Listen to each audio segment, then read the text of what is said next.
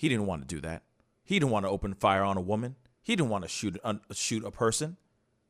He didn't want to take somebody's life. It's heart-wrenching. Pascal.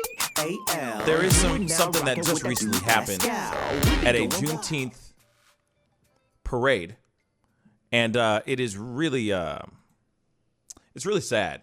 I'll be really honest. It is a heart-wrenching story, and what we see in this footage is just it's really sad. As I said, our top story, our cover story of the day. A cop breaks down after fatally shooting a black woman in at a Michigan Juneteenth parade. All right, a dramatic video, and we do have the footage, and we are going to be looking at it. Okay, so viewer discretion is advised as always. Okay, a dramatic video shows the moment a Michigan cop shoots and kills a 19-year-old woman at a Juneteenth parade, and then crumples to the ground in tears. Authorities said the woman, Brianna Sykes, drove up to the cop who was on traffic duty during the Flint parade on Saturday and fired at the officer.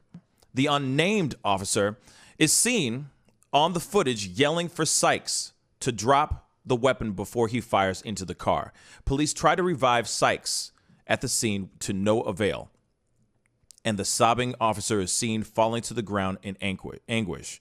Sykes was taken to a local hospital and pronounced dead, authorities said. I kind of feel like him dropping, it was the devastation of the whole situation. One of the eyewitnesses told the station, I feel like the officer was doing his job. He had a life to protect, not only his, but we had a parade full of kids. All right? So there is this, excuse me.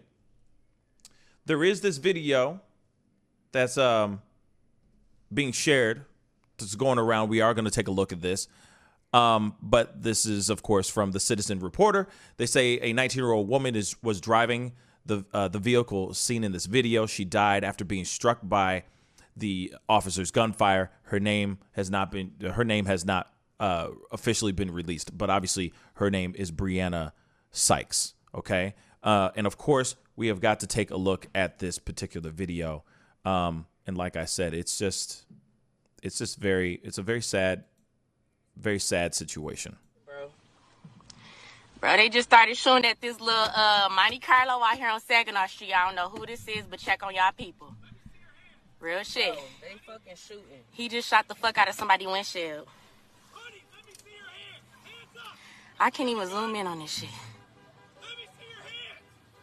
They caught this nigga. Hold the fuck up, bro. I know, right? They is right there, bro, but they can start shooting anywhere out that bitch. And he shot straight through his shit. Ooh, shit, bitch. Woo, shit, bitch. Hold on, wait. No, it did not. It did not hit your car. That hit my motherfucking door. That hit my door. Okay. I swear to God, it hit my door. Calm down. Calm down. Calm down. Is they dead? I can't calm down, bro. Calm down. Calm down. Calm down. Did he just get shot? My door. Get down, Jasana. Please get the fuck down. Get down.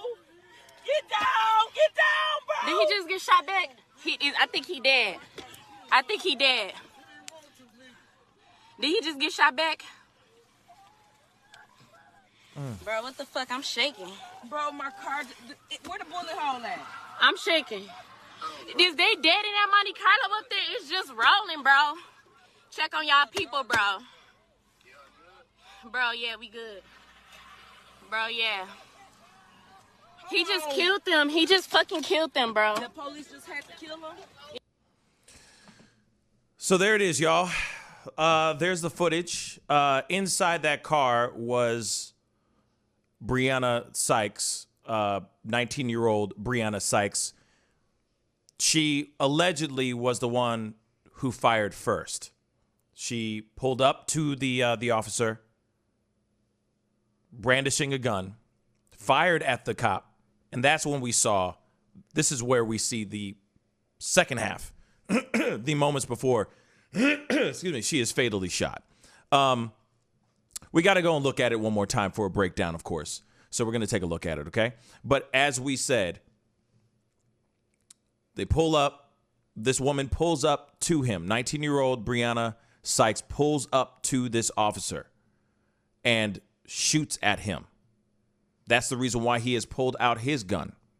And it said, put down the weapon. He's screaming that over and over again. I know it's hard to hear with these ladies talking over each other and the woman tripping about her door and all that, which I understand her tripping about her door more about the safety of the people that are in the car. But it almost seems like she's not only tripping about the safety of the people in the car, but also her car. Does that make sense? Like that her car just got damaged with a bullet hole. You see what I'm saying? That's kind of what it feels like a little bit. But we got to take a look at this video. Let's replay it. Bro, they just started shooting at this little Monte Carlo out here on Saginaw Street. I don't know who this is, but... Hold on, real quick. Right off the top, she says they started shooting at her already. Let's just say that. Let's hear that again. Bro, they just started shooting at this little Monte Carlo out here on Saginaw Street. I don't know who this is, but check on y'all people. Real shit. Bro, they fucking shooting. He just shot the fuck out of somebody's windshield. Because she allegedly, just so you know, so you have that background story, because she allegedly shot at him first. Okay? And DOD, yes. They said it happened at the parade. Like, I guess it was a vehicle driving parade, allegedly. I don't know what kind of parade this is, but this was a parade, a Juneteenth parade that was happening in Flint, Michigan. And then this happened. So he fired. So after he fired, that's when this girl pulls out her phone and starts filming this other half. Here it is, though.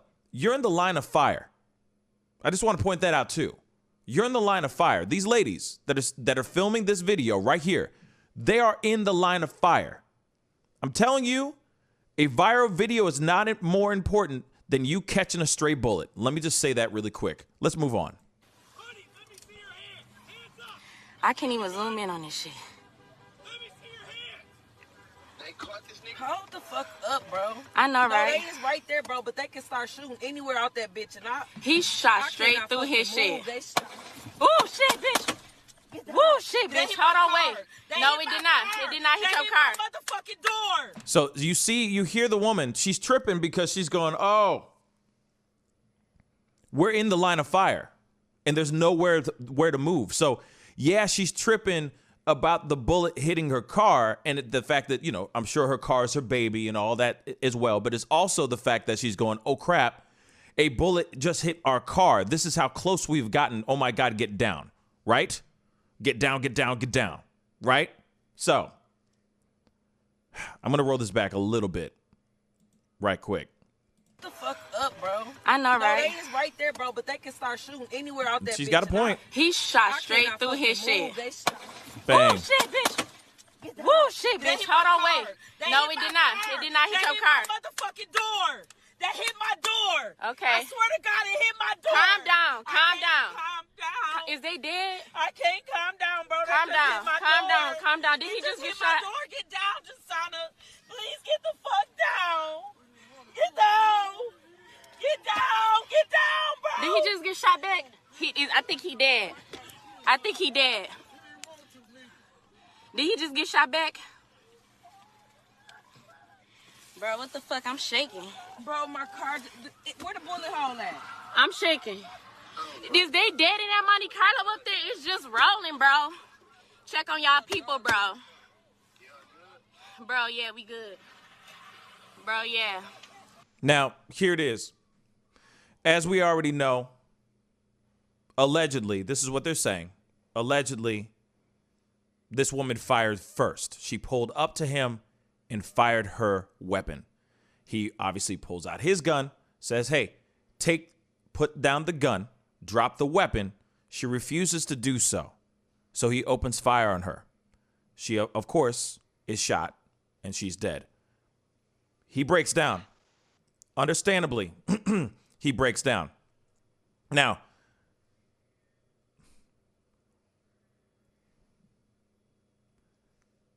this is heartbreaking. This is absolutely heartbreaking. And the thing is like when it is something that is a justified incident, right? Because of course, within the allegations, okay, within the allegations and what they have told us so far, saying that she shot first, she refused to drop her weapon. I don't know if she fired again and that's why he opened fire on her. We don't know. But if she did, this is justified. But the fact that he has such a visceral and guttural reaction the way he has right here, you know for a fact he didn't want to do it. You know what I'm saying? He didn't want to do this. This woman wanted to find trouble. She sought him out to find trouble. Now, the woman who is in the video as well, I have to say, I couldn't agree more. She's like, you got to check on your people, y'all. We need to start taking care of our people. That is absolutely 110% right. We do need to start taking care of our people. You know for a fact that if Breonna Sykes just pulls up to a cop car and just starts opening fire on a cop, you know for a fact something's just not right. Something's not right with her. If you're going to go out of your way to suicide by cop, let's just say, you are clearly something's not right. My heart goes out to the family. My heart goes out to the cop, of course, because at the same time, like, you can see it in his face, or you could see in his reaction. He didn't want to do that. He didn't want to open fire on a woman. He didn't want to shoot a person. He didn't want to take somebody's life. It's heart-wrenching. David. Yeah, I mean, I pretty much agree with your assessment here. I think he did not want to shoot her whatsoever, but was forced to do so, I guess. I mean, we don't see, at least I can't tell, the shot from the car in the vehicle. However, so there were local witnesses. It looks like the police and the local WJB news network was investigating it a little bit, and they said that multiple witnesses claimed she fired first, and eventually her sister came out to say that, let me see if I got this right in place. Let me find the exact word she said. Okay, so the woman, the sister of the dead woman, said that she does not blame the officer and feels bad for him. She goes on to say, I do feel horrible for the officer who did it, and I'm not upset at him or anyone else. Her name's Nala McCracklin. As well as the bystanders, nobody deserves to see or experience that. She wasn't a bad person or violent, she said of her sister. She goes on to say that her sister's boyfriend was killed in a shooting just 3 days earlier, but that shooting did not involve the police. That was just a street shooting, basically. Yeah. So her boyfriend was shot 3 days ago. They don't necessarily know why yet, or at least the police haven't said why he was shot. However, we get this about 3 days later, and again, I don't have reports from the witnesses themselves, but according to the local news network and to the police, multiple witnesses said that she did fire first, and that he ultimately responded just because of that. And the sister seems to basically agree with that. I mean, obviously she's upset, but she doesn't think the officer did anything wrong from what she says. Yeah. I mean, it's like I said before, no matter what, we don't want to sit here and go, justified shooting or unjustified shooting. Obviously, we don't want to do those things. I don't want to sit here and have this conversation, having another woman or another person turn into another hashtag. But at the same time, if she was mentally distraught, right? If she was mentally broken and felt like she couldn't live without her boyfriend, that could be a motive to pull up to just any cop and just say, take my life. You know what I'm saying? Like I said, suicide by cop. And those do exist. T, thoughts? Yeah, I was going to pretty much say what you just said. With the information coming out, what David just said about her boyfriend being killed, it seemed like there probably was a connection that she could not live without him. And maybe she did choose this route. Unfortunately, like, she involved someone else in this. So a cop was forced to shoot and kill her. It's just tragic all around. You know, it's tragic. You know, after her boyfriend died, it would have been ideal for her to get help, like therapy or counseling or something of that nature. But if she did choose this as her way to go, it's just pretty all around just bad for her family and everyone else involved. Absolutely, man. You know, all the way around, it's devastating no matter what. And the fact that I'm going to say this too. I know that that we're not, you know, cops are supposed to be, you know, hardcore and, you know, resilient, emotionally stoic and all that. But it is I feel like him breaking down shows the true emotion of what a cop goes through, which is, I didn't want to shoot her. I didn't want to have that happen, but I had to. You see what I'm saying? Like, damn it. You know? Especially it's a woman, which is even more devastating, which is even more heartbreaking in itself. You know, and like I said, I said this before we started the show. It's like that line in Scarface, you know, no women, no children. You know, no women, no children. And he had to do what he had to do to stop from anything else bad happening. As you said, as we saw in one of the comments of one of the eyewitnesses that were there were children around. There were children in the area. It was a parade. There was a lot of innocent lives just there at this parade. What are you going to do? What are you supposed to do when you have somebody in their car pulling out their gun, firing at you? What do you do? Like I said, I feel like I do believe that this shooting was justified. I hate looking at these circumstances in this situation and say that it's justified no matter what. Taking somebody's life is still terrible, but it is eye-opening to see his actual emotion immediately after the incident happened. Because you see that this man did not want to do what he had to do. T. She was a kid. I mean, 19 years old, just beginning life. He might have had a child her age or close to her age. I think he realized after he did it that, you know, this was something he didn't want to do. And we rarely see police officers react the way he reacted. We usually see them amped up, typically, or over aggressive. But he totally showed remorse immediately for something that he did. And I wish I'd see more cops do that. I know that we're like, that's what I'm trying to say.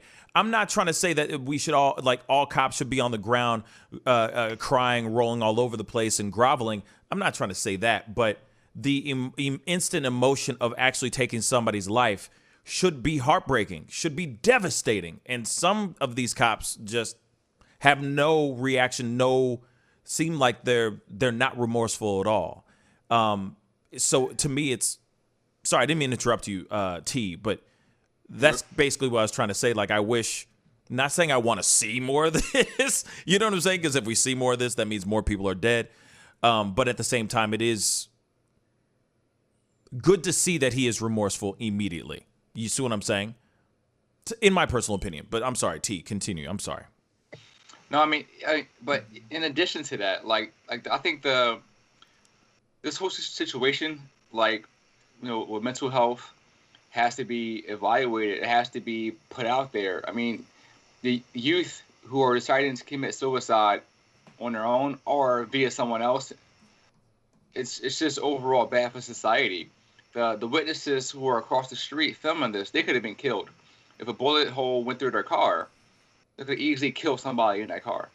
So it's almost like a series of events has transpired from, I guess, the boyfriend being killed, the girlfriend reacting to it, allowing herself to be involved with the incident, she getting killed, and then a cop having to deal with the post-traumatic stress, and then the woman across the street filming this, almost getting shot. So like, there's so much trauma within this situation, Mm-hmm. and it can't be swept under the rug. It has to be. These things have to be unpacked and discussed and talked about. How do we handle crises? How do we handle I think it's meltdowns in crises. life? I think it's Crises. Thank you. crises. Yeah. How do we handle all these things? Because it's going to continue to transpire, and also it's going to continue to affect people around us in society. So we have to get ahead of this going forward. Right. Well, but then if you really think about it, we can't predict everybody's moment of action or movements, right? If say somebody gets, as David beautifully did the background story of like why she reacted, or assuming, right? We're assuming the reason why she reacted the way she reacted, right? And it's a strong assumption. Let's just be real. It is a strong assumption that she lost the love of her life. She felt devastated. She felt like there was no other place, that like she'll never find another person like him. The loneliness, the grief overtook her, and then next thing you know, she does this crazy suicide by cop, right? We can't predict that. Yes, she's devastated. Yes, I'm sure all of her friends and family and stuff are watching her, keeping an eye on her, making sure she's okay, and all of that, right? But they can't predict that she's going to go into her car, pull up to a cop, and open fire on the cop. No way. And here it is. Even if she did that or not did that, right? Who's to say she wouldn't go and eat a bullet at home? We can't predict everything that person does. Yes, there are people that are upset. Yes, there are people that we do have mental health issues for sure. But how do we know? How do we know without a shadow of a doubt that person is going to be safe 24/7? We just don't know. You see what I'm saying? Unless she had a history of mental health issues, I can see that part. But how do we know? How do we know for sure? We couldn't. I couldn't predict that happening. And if that was if Brianna Sykes was my friend, or Brianna Sykes was my friend, I couldn't sit here and predict that she would do such a thing. You see what I'm saying? So that's what I mean by like, I understand I'm with this whole, we need to check on our people. We need to make sure that we are all good, that we are all safe out here. But how do we know for sure? We can't really predict those things. Those are random acts, unpredictable acts of violence that just happen to happen, right? So how do we know? How can we prevent it for sure? Know. I mean, prevention is hard, but like, I'm thinking more like proactively. If people self-soothe with alcohol and tobacco and other narcotics, easily accessible, or even like fast food, whatever we need to kind of cope. How come we don't have like the availability of mental health services as frequent as these other things? I mean, people should have an option to go right into like an urgent care kind of psych evolved place, right, and get help. We don't have it.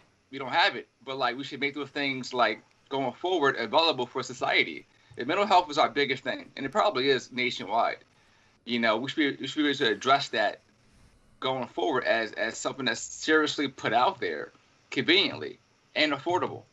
But our country lags behind in healthcare, and we lag behind in mental health because it's not a priority. Yeah. We'd rather put other things out there to use to kind of temporary, I would say, reliefs to help us get through. But at the end of the day, they're not fixing us at all. This is prolonging the moment until you snap. Yeah. Ain't that, and that's the damn shame of it all. You know what I mean? But David, you were going to say something really quick? Yeah, I was just going to say, I mean, most of what we're discussing is true. There's a book called On Killing. It's by Dave Grossman, and it does talk a lot about these issues that fundamentally people have to be trained to kill. It's instinctually you tend to shoot over people's heads, and that is something that has to be intentionally overcome. And roughly, according to the book anyway, roughly 90% of people who do have a are involved in some sort of shooting that has a fatality, military, streets, or just police or anything, about 90% of those people tend to have severe like emotional responses like this, like breakdown or psychological breakdowns. It's really only sociopaths that kind of don't have severe negative reactions to killing people. It's just kind of the natural instinct. So, I mean, I think this is like basically a textbook case of this. Is probably the first time he had to shoot somebody, and it hit him very hard because it's not something you naturally want to do, even if you find yourself in that situation where it's possibly the only choice you have. Yeah. Somebody said something a second ago on Facebook. Tim Ingram on Facebook just said, and thanks for the comment, and good morning to everyone. I have lost 3 friends to suicide. Never, ever given a reason to think they would do that. Never talked about it. We were all close. And that's very true, too. How often can you really predict? How do you know somebody is unstable? I understand a tragedy like losing the love of your life, losing someone you love, can make you snap, right? And, of course, that would make everybody want to play full court press on you because they want to make sure you're doing okay because you lost the love of your life. But they can't be on you every single day, 24/7, 365, every minute, every second of the day. It's impossible. But we do need to start looking into our loved ones, looking into our people, especially when they're dealing with traumatic situations like losing someone and so on. But we can't predict it when it does happen because these things will happen. And it doesn't matter how on top you are with that person. They will still find a way to slip out and do something crazy. They still have a moment by themselves, to do something insane, right? It's like dealing with somebody who is a drug addict, right? You can't watch them 24/7. They still got to take a shower. They still got to take a dump. They still got to have those moments by themselves, right? Who's to say that they aren't doing those things when they're having their moments of solitude, right? So it's tough, but we do most definitely need to start taking care of ourselves and taking care of each other and all that. And I know that somebody said earlier that in the video that she was saying, check on your people, like check on the girl in the car. But I feel like she was saying not only that, she was saying, check on your people. Like this person in the car is doing some crazy stuff. You know what I mean? So I felt like it was a double meaning that she was saying, But yeah, like I said, it's still a terrible story. My thoughts and prayers go out. All of our thoughts and prayers go out to the shooting, to the victim, of course, and the victim's family, and of course to the cop, because you see how distraught he is, how upset he is, and there's something rare, but in a really messed up way, I do appreciate the reaction because it shows that the man has a soul and the man actually gives a damn about this woman's life. 19-year-old Breonna Sykes is no longer with us, and may she rest in peace. Real talk. May she find the peace that she's looking for. Real talk. Pascal, you are now rocking with that dude Pascal. We be going wild.